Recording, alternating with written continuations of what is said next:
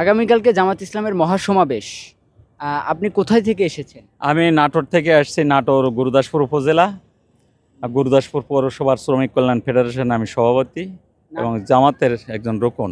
নাটোর থেকে কয়টা গাড়ি আসছে?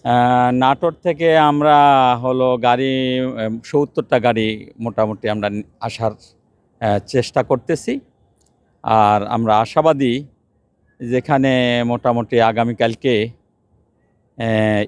বাংলাদেশের ইতিহাস হয়ে থাকবে এই সমাবেশটা, এবং এই সমাবেশ থেকে আশা করছি যে ইসলামের বিজয় ইনশাল্লাহ ঘোষিত হবে বলে আমরা আশা করছি।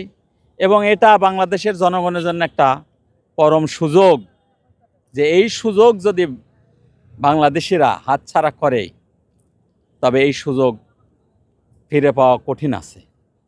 কারণ আমরা মুসলিম বলে দাবি করছি। সেই ক্ষেত্রে বাংলাদেশ জামাত ইসলাম এদেশে কোরআনের আইন প্রতিষ্ঠা করতে চায় এবং সকল দুর্নীতি, সন্ত্রাস, চাঁদাবাজ মুক্ত একটা বাংলাদেশ গড়তে চায়। ন্যায় ইনসাফ ভিত্তিক একটি মানবিক বাংলাদেশ গড়তে চায়। সেই লক্ষ্যেই আমরা সারা দেশে কাজ করে যাচ্ছি।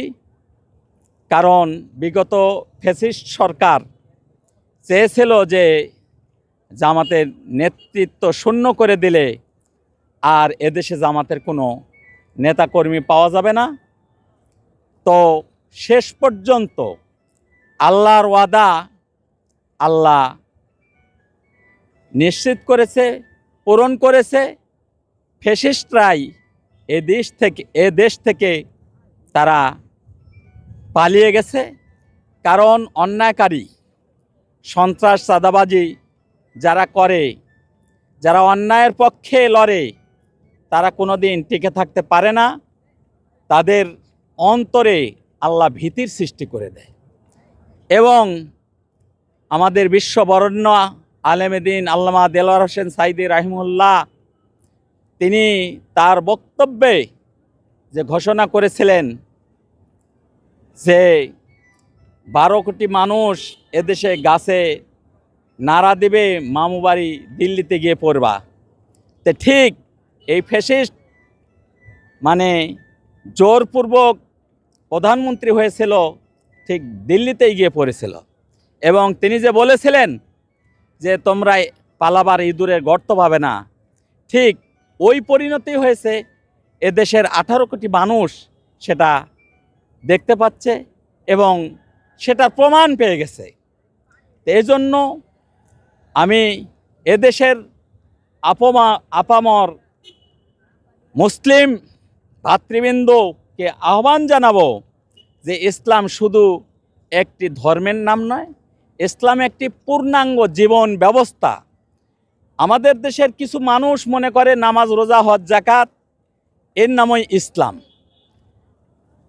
তারা মূলত কোরআনুল কারিমের আল্লাহ সুবহানাহু ওয়া তাআলা যে ঘোষণা করছেন আফাতুমিনুনা বিবাযিল কিতাব ওয়া তাকফুরুনা বিবায, তোমরা কিতাবের কিছু অংশ মানবে আর কিছু অংশ মানবে না, এটা হবে না। তো আমরা সস্তায় সহজভাবে জান্নাতে যাওয়ার জন্য চেষ্টা করছি। এইটাই যদি হতো তাহলে আল্লাহ রাসূল সাল্লাল্লাহু আলাইহি সাল্লাম এবং সাহাবা আজমাইনরা যুদ্ধ করে, জীবন দিয়ে, সম্পদ দিয়ে লড়াই করে ইসলামকে টিকিয়ে রাখতেন না। তাই বাংলাদেশ জামাত ইসলামী ঠিক একই পথে, একই উপায়ে তারা এদেশে ইসলাম কায়েম করতে চায়। যার কারণে বিগত ফ্যাসিস্ট সরকার জামাতের নেতৃবৃন্দকে হত্যা করার পরেও, বিচারিক হত্যা করার পরেও জামাত ইসলামের জনসমর্থন, জনশক্তি এদেশে বহু গুণে বেড়ে গেছে।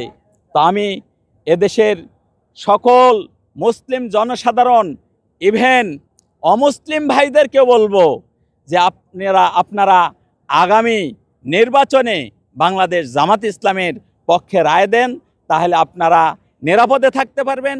এবং আমরা যারা মুসলিম আছি, মুসলিম বলে আমাদের নামকে ঘোষণা করছি তাদেরকে উদাত্ত আহ্বান জানাবো যে শুধু নামাজ রোজা হজ জাকাতের মধ্যে ইসলাম সীমাবদ্ধ নয়, অতএব পরিপূর্ণভাবে ইসলামে আমাদেরকে দাখিল হতে হবে।